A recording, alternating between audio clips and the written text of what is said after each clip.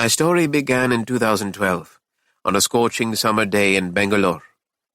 I had scheduled a meeting with my security supervisor, Nanju, to discuss an incident that had occurred a fortnight earlier, when the northern part of the brick wall surrounding my 21,000 square foot property had been razed to the ground.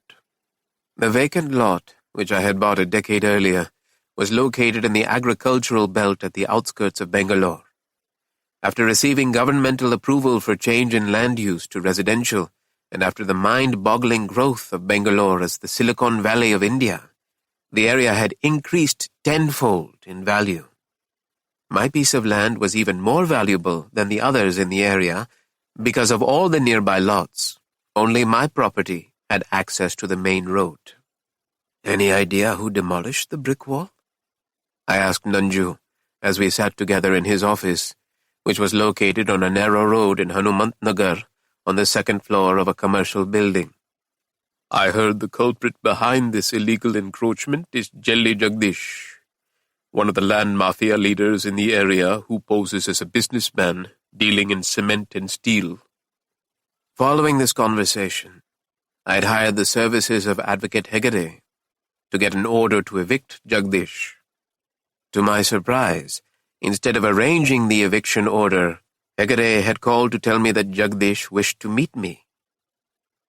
As I sat nervously in the meeting, with Jelly Jagdish tapping at his smartphone, I resisted the urge to look at him. Instead, I glanced at Hegde. I was not surprised at my advocate's disloyalty, as this has happened several times in the past with other lawyers. But I was shocked that Hegde had been willing to accept a hefty advance from me before changing sides. As I watched Jagdish and Hegde, their orchestrated intimidation became clear. They planned to scare me out of my senses and force me to part with my sight at a throwaway price. I would be happy to sell my property to you, I said, trying to sound confident. But you aren't making me an offer.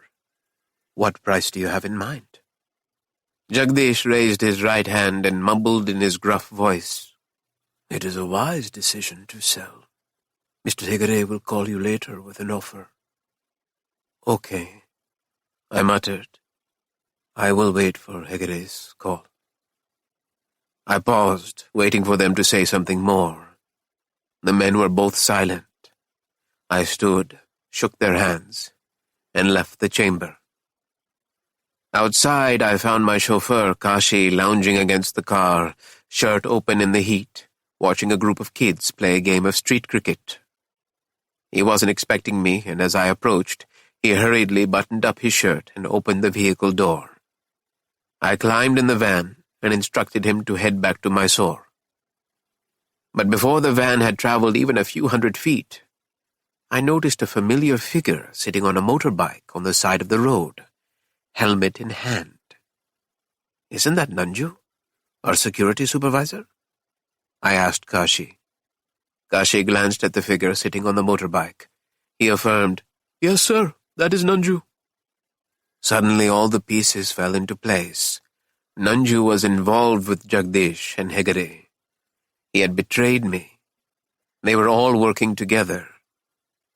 A feeling of defeat and shame enveloped me for having fallen for Nanju's treachery. It started to drizzle, and as usual, Kashi refused to clean the windshield unless it was a downpour. As the raindrops spattered against the glass, my emotions from the previous hour boiled over, and I yelled at him to switch on the wipers. This was the first time in my adult life that I had felt powerless. I felt a sense of panic and anger that my self-respect and dignity had been violated. I called the only person in the whole world that I could truly trust. My wife, Mamta.